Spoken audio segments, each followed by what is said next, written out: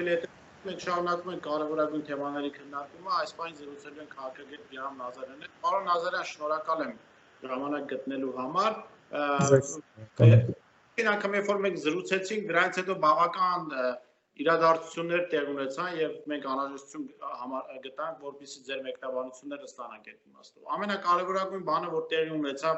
դա սահմանային լարվածություններ, իհարկե մենք այս ընթացքում հասցրել ենք խոսել, թե ինչ տեղի ունեցավ, բայց դրան երկրորդ փուլում կանրադառնանք մեր հաղորդում, բայց ուզում եմ խոսել նրա մասին, ինչ արեց իշխանությունները այս ռազմական գործողությունների ընթացքում։ Հանրությունը միասնականության կողմներ գնում, իշխանությունները գնացին դրա այդ միասնականությանը պառակտման ճանապարհով, ինչ որ դավաճաններ էին փնտրում, ամրոցի դռները բացողներ էին փնտրում։ Ի վերջո, ձեր գնահատմամբ քաղաքական հասունություն ունեցող իշխանությունը պատերազմական իրավիճակում կարող է գնալ նման արկածախնդրության եւ երբ որ երկրի ներսում անվտանգային համակարգը միասնության իմաստով այսպես խաթարի։ Այս իշխանություններին, ինչպես շատ հաճախ ես շեշտում եմ, իմ գործընկերները շեշտում են, լրջության պակասը շատ է խանգարում եւ Տավուշյան մարտերի ժամանակ, ռազմական բախման ժամանակ, այդ օրերին դրանից հետո մենք համոզվեցինք, որ այդ լրջության պակասը այս կառավարող ուժի թիվ 1 թշնամին է եւ այդ լրջության պակասի, ցինիզմի, անբարոյականության ավելցուկի մասին է խոսում նաև այն, ինչ տեղի ունեցավ մի քանի օր առաջ Սևանում, երբ որ ազգային ժողովի պատգամավորը Տավուշյան մարտերից ընդամենը մի քանի օր հետո, երբ որ մեր տղաները դեռ հիվանդանոցում են, երբ որ մեր զոհերի հիշատակը դեռ ըստ արժանվույն չենք էլ կարողացել մինչև վերջ հարգանքի տուրք մատուցել նրանց, երբ որ սահմանում լարվածությունը շարունակվում է, նման փարթի կազմակերպումը ես համարում եմ այդ անլրջության վկայություններից մեկը եւ հիմա շատերը կենտրոնացել են եւ գուցե ճիշտ էլ անում են դիմակ դնել չդնելու վրա, բայց ավելի կարեւորն այն է, թե ազգային ժողովի իմ քայլական խմբակցության ներկայացուցիչը ինչն էր նշում, էլի, այդ ինքը քաղաքական ուժի ներկայացուցիչ է եւ հասարակ քաղաքացի չէ, որ ինքը իր անձնական խնդիրները լուծում է ինչ-որ քեֆ ուրախության միջոցով։ Սա եւս դրա վկայությունն է, բայց առավել մեծ ցինիզմ էր եւ անբարոյականության մարմնացում այնինչ մեկնաբանեց Մակունցը, որը այդ կառավարող ուժի խմբակցության ղեկավարն է։ Ես նոր չհիշեցնեմ նա ինչ ասեց, թե ինչ ասեց հետո այդ պատգամավորը Հայկ Սարգսյանը, թե ինքը պատահմամբ էր այնտեղ, թե պատահմամբ վերջին տարիներին ինքը հաճախ է այնտեղ հայտնվում, չգիտեմ ինչու ես կամ դուք կամ ինչ-որ մեկը պատահմամբ չի հայտնվում այդ փարթիում։ Սա լրջության պակաս է, սա անփորձության, չասեմ պակաս, որովհետև անփորձ կառավարիչները իրենք ամեն օր սովորում են, սխալները ուղղում են, իսկ մեր այսօրվա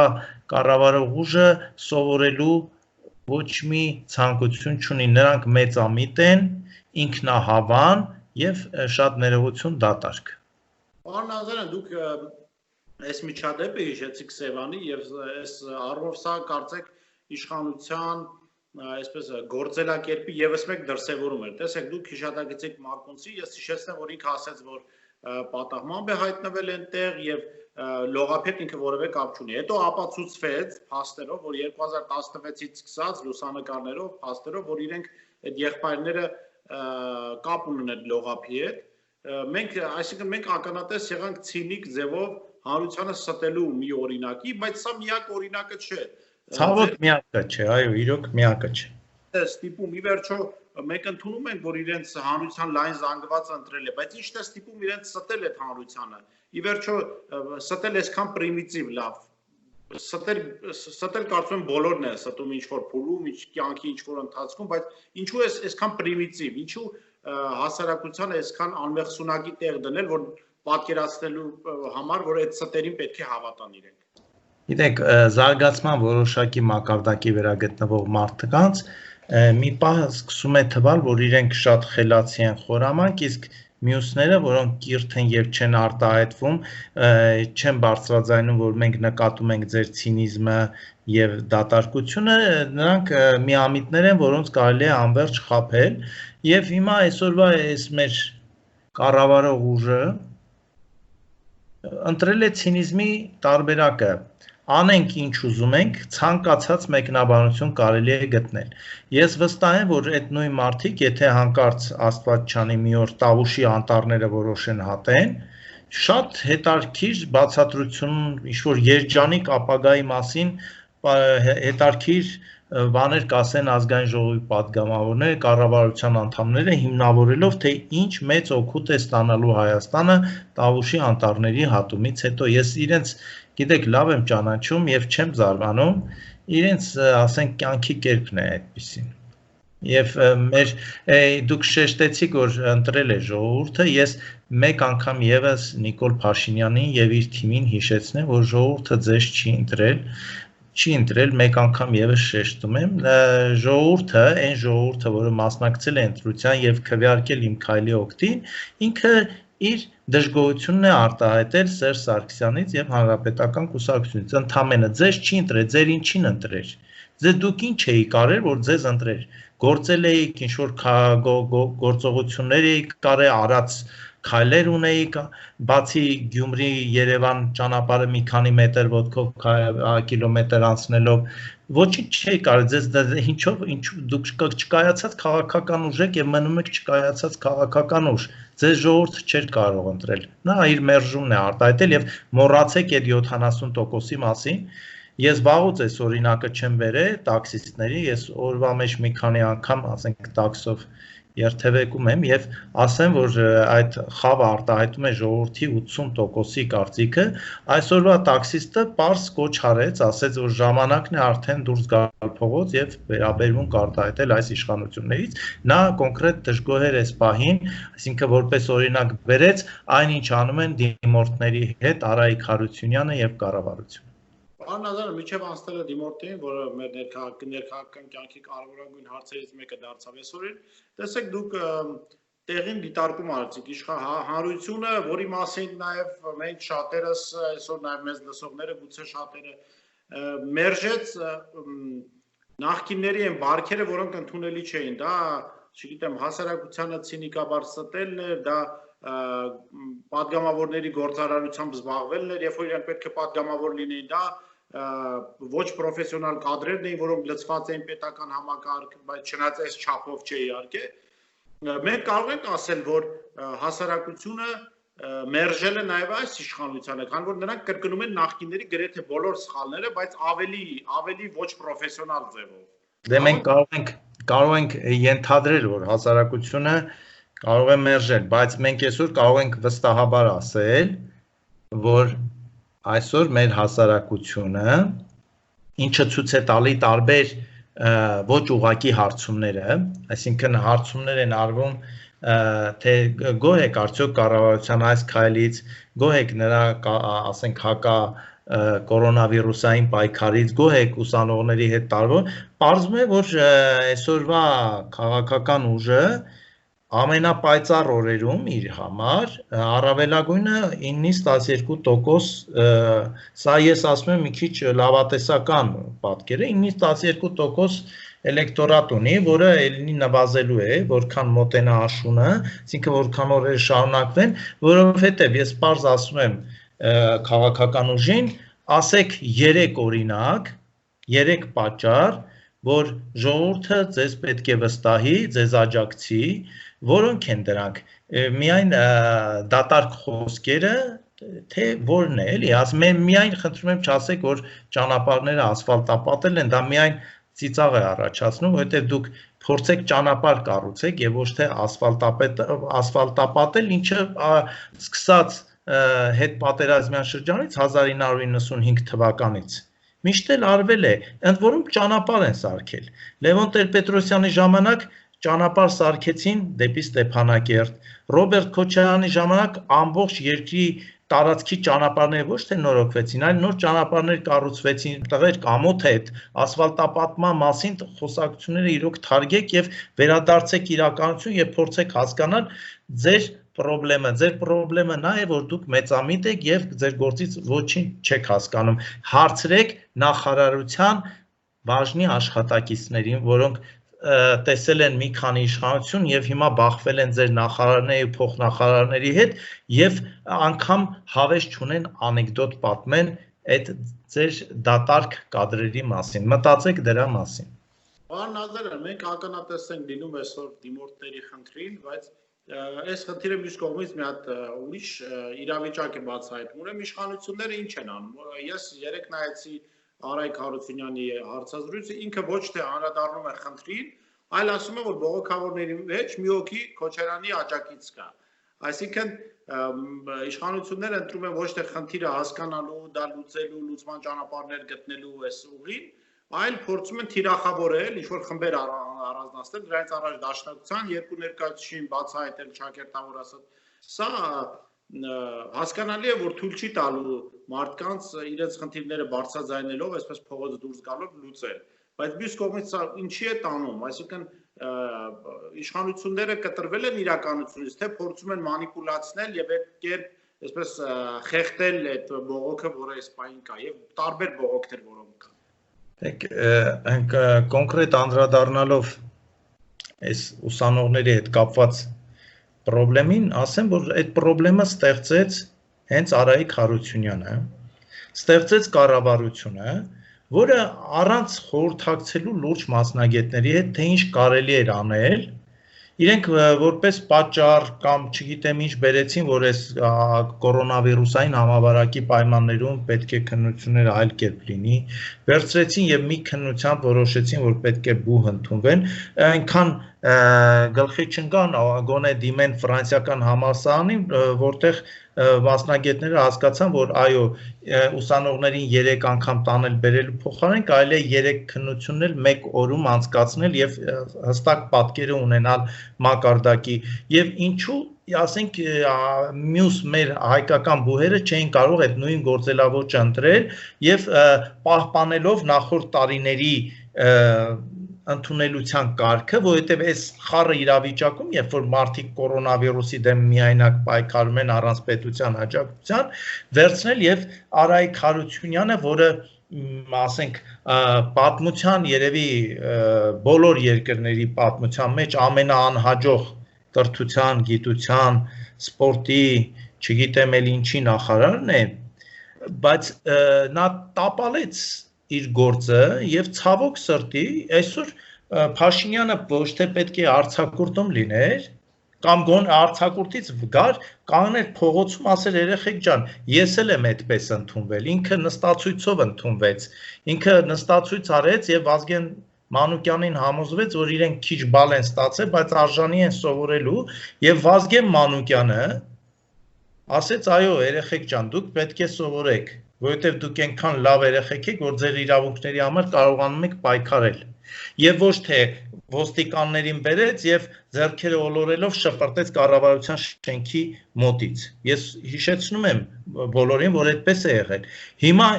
ի՞նչն է խանգարում Նիկոլ Փաշինյանին Իջևանում քեֆանել փոխարեն Երևան Եվ հայտարարել երեխեք ջան դուք բոլորդ ընդունված եք այնտեղ որտեղ ուզում եք մանավանդել գիտեք այդ տեղերի խնդրեմ կա ինչ Արայիկ Հարությունյանի այդ չգիտես ինչ համառություն ասեմ էլի կոպիտ չեմ ուզում ասեմ լավ այս կառավարության ղեկավարը իրոք ճիշտ է այս լուրերը որ պատտվում են քաղաքում որ Արայիկ Հարությունյանն ու Արսեն Թորոսյանն են եւ ոչ թե Նիկոլ Փաշինյանը ստացվում է այո եթե Նիկոլ Փաշինյանը չեկավ եւ այդ հարցին լուծում չտվեց, ստացվում է այդ խոսակցությունները վերջում դուրս են գալու, որ ճիշտ է, որ այս երկրի ղեկավարները այդ երկու անհաջող նախարարներն են, շատ անհաջող, մեղմ ասած։ Պարոն Նազարյան, ամփոփելով մեր զրույցի հատվածը ներքաղաքական խնդիրների, մոտենում է աշուն քաղաքական տարբեր շրջանակներ, կանխատեսում են, որ տնտեսական լուրջ խնդիրներ են լինելու ակնհայտ է որ նաև Հայաստանը չի կարողանում բյուջեի մասով հավաքագրումներ իրականացնել կառավարությունը դուք ինչպիսի կանխատեսումներ ունեք իհարկե դուրս գալով նախկին ընդդիմության այդ թեժ աշուն, չգիտեմ, թեժ ձմեռ ձևակերպումներից ինչպիսի կանխատեսումներ ունեք ինչպիսի դե լինելու աշունը քաղաքական իմաստով եւ արդյոք իշխանությունները կարողանալու են բավարարել հասարակությանը, որի խնդիրները լուծված չեն, թե փորձելու են այս արտակարգ դրության ռեժիմի պահպանմամբ, ոստիկանության ուժերով ճնշել այդ բողոքը եւ աշունը անցկացնել այսպես։ Ամեն ինչ պարզ է, շատ պարզ է, Նիկոլ Փաշինյանն էլ ակնարկեց մարտի կներեք հուլիսի 16-ին, որ մենք օրենքի փոփոխություն ենք անելու եւ արտակարգ դրությանը փոխարինելու է արտակարգ իրավիճակը, որ ինքը փակագծերը չբացեց, բայց բոլորի համար ակնհայտ դարձավ, որ արգել են հավաքների անցկացումը։ Միակ նպատակը դա է Նիկոլ Փաշինյանի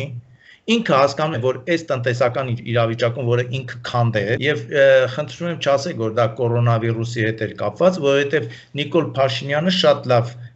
կարող էր մասնագետների հետ խորհրդակցել եւ տեսեք իրենք ոչ խիստ միջոցառումներ արեցին կորոնավիրուսի մուտքը Հայաստան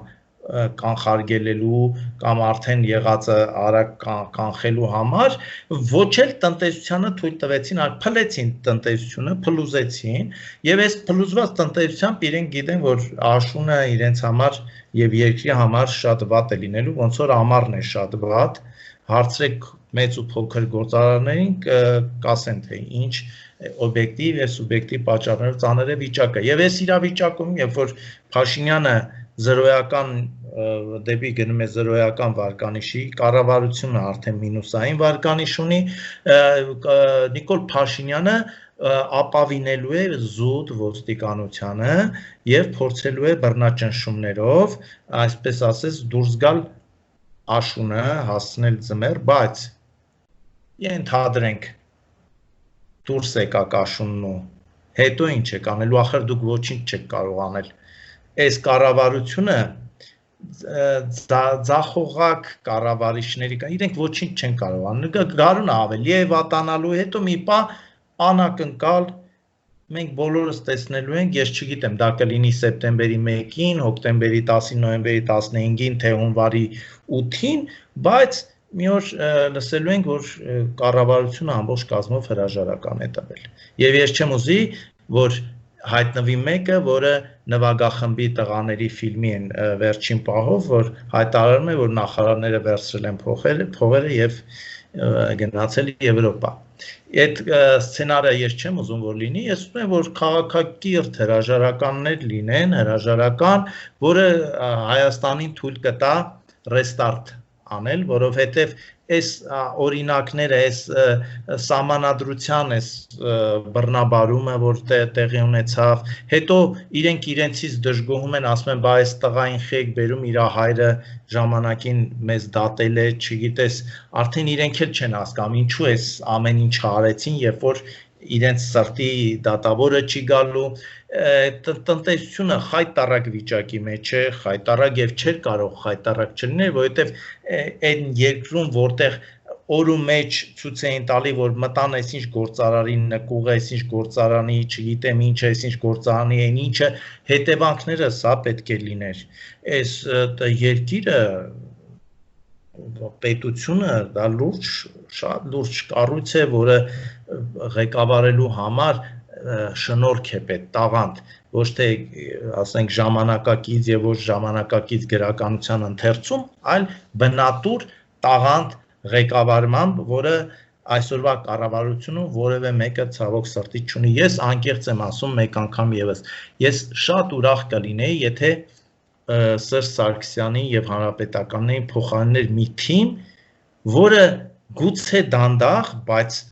զգային, որ համառ եւ հետեւողական դրական աշխատանքով երկրի տարբեր ճյուղերում փոփոխություններ է անում, բայց փոփոխությունը նա չի, որ Սփյուռքից բերում են ինչ-որ երիտասարդի, որը պետք է Սփյուռքի հարցերով զբաղվի ու չես հասկանում ինքը ինչ է անում, երբ որ բերում են Տաթևիկին, որը ինքն էլ չի հասկանում, թե ինքը այնտեղ ով էր եւ ինչու էս Հայաստան մարդ չկար, որ իրեն բերեցին, եւ այսպես օրինակներ, որից հետո մենք համոզվում ենք, որ այս կառավարությունը պոտենցիալ չունի, ոչ թե դա մեղավորը ընդդիմությունն է, որը չարախոսում է եւ այլն, պարզապես ենթադրենք մի բան, ընդդիմությունը որոշեց հայտարարել լռություն, 1 տարի լռում ենք, ոչինչ չենք ասում, չենք քննադատում։ Դուք կարծում եք իրավիճակ է, ավելի է վատանալու, շատ ավելի։ Հայկ Սարգսյանը արդեն ամեն օր է քեֆ անելու, սահմանադրությունը արդեն փոխվելու է ոչ թե գոնե ազգային ժողովի քվեարկությամբ, այլ Վահագն Հովակիմյանի եւ Նիկոլ Փաշինյանի հեռախոսազրույցի արդյունքում տնտեսությունը զարգանալու է միայն թվերով, որը ներկայացնելու է ինչ-որ մի նախարար, եւ այսպես անհեթեթ վիճակ, որը մենք ապրում ենք այս անհեթեթ վիճակում, շատ անհեթեթ վիճակում, եւ հետո, երբ որ ես հուսով եմ շուտով դուրս գանք, մենք մեզ վրա հաստատ ծիծաղելու ենք, ամաչելու ենք, որ մենք այս ամեն ինչը հանդուրժել ենք։ Շնորհակալ եմ, պարոն Նազարյան,